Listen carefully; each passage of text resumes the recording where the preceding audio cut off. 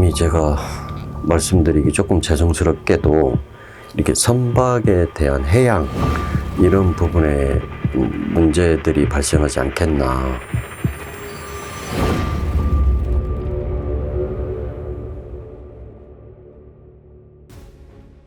안녕하세요. 운동닷컴 자연법사입니다. 이번 시간에는 조금 무거운 과제인데요, 선생님. 네네.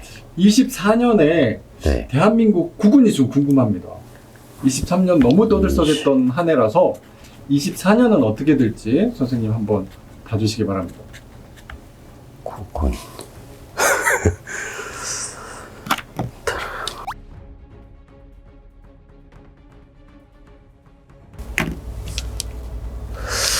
또 뭐 제가 주제넘게 뭐 이게 맞습니다, 저게 맞습니다, 뭐 이렇게 말씀드리기는 좀 뭐하지만 일단은 저도 어떤 같은 사람이고 같은 나라에 살고 있잖아요. 그러다 보니까 사실 걱정스러운 부분들도 있고 저 역시도 무언가를 하려고 할 때 고민을 하게끔 만드는 이 사회의 정세라든가 이런 부분들이 고민을 하게끔 만들기도 해요. 근데 이제 2024년도 가장 조금 요즘에 힘들었던 게 이제 경제적인 부분들이잖아요. 그런데 어느 정도의 안정성은 찾아간다라고 보여져요. 근데 안정성을 찾았다가 아니에요. 찾는다, 찾아간다예요. 잘은 모르지만 뭔가 체계가 조금 안 잡힌 것 같은 그런 느낌들인데 이걸 좀 잡아가는 그런 단계가 주어질 것 같아요. 그래서 그래도 올해보다는 조금 더 낫지 않겠나 싶네요. 경제적인 부분들. 그리고 아까 그냥 뭐 잠깐 말씀을 드렸지만 사실 조용히 뭐 좋은 쪽으로 큰 이슈가 생긴다라고 하면 좋은데 안 좋은 쪽으로도 이슈가 생길 것 같아요. 제가 볼 때는. 그래서 6월에서 9월 사이 이렇게 봤을 때 그러니까 이게 거의 여름 뭐 이런 시점이 되겠죠.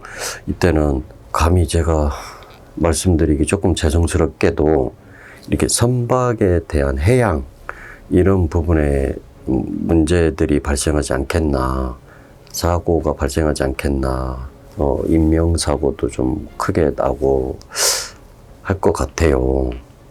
그래서 조금 그런 부분들은 우리가 이제 안전불감증이라고 하잖아요. 그래서 조금 더 신경을 쓰시고 관계되시는 분들은 그러셨으면 좋겠다 싶어요. 그리고 또한 큰 이슈적인 부분에서 예전 IMF 뭐 이런 것처럼 이제 금전풍파라고 하거든요. 막 이게 거의 주식이라든가 어떤 투자 관련 뭐 이런 쪽이 될 것 같아요. 그래서 금전풍파도 또한 또 있겠다라고 보여지거든요.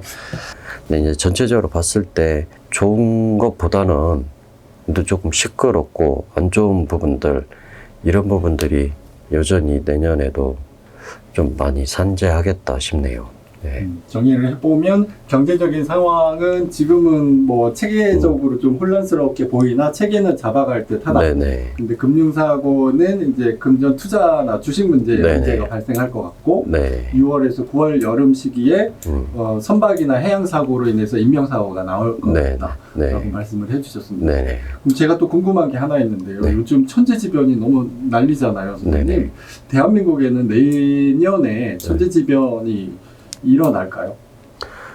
근데 사실 그건 뭐 굳이 제가 말씀을 안 드려도 매년 일어나요. 사실 천재지변이라고 해서 그게 꼭 진짜 막을 수 없는 거냐, 그건 아니고 결과적으로 보면은 지나고 나면은 천재지변이지만 결과적으로는 인재인 경우가 많잖아요. 그러다 보니까 그건 또 발생이 안 된다고 할 수가 없어요. 네. 제가 이제 그 말씀드렸던 것 중에 뭔가 해일이나 뭐 이런 것도 한번 말씀을 하시고 하셨었잖아요. 그런 부분들을 봤을 때는 그것 또한 뭔가 지진에 관련된, 그리고 지진이라는 것 자체를 봤을 때 큰 이슈들이 아까 생긴다고도 말씀을 드렸어요.